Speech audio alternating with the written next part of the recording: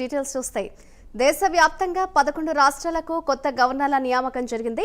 ఇందులో భాగంగా తెలంగాణ రాష్ట్రానికి జిష్ణుదేవ్ వర్మను గవర్నర్గా నియమించారు. ఈ మేరకు రాష్ట్రపతి ద్రౌపది ముర్ము ఉత్తర్వులు జారీ చేశారు. త్వరలో ఆయన బాధ్యతలు చేపట్టనున్నారు. జిష్ణుదేవ్ వర్మ గతంలో త్రిపుర రాష్ట్రానికి డిప్యూటీ ముఖ్యమంత్రిగా పనిచేశారు. బీజేపీ సీనియర్ నేతగా చారిలం అసెంబ్లీ నియోజకవర్గ ఎమ్మెల్యేగా ఉన్నారు. త్రిపుర రాష్ట్ర ఉప ముఖ్యమంత్రిగా 2018 నుంచి 2023 వరకు పనిచేశారు.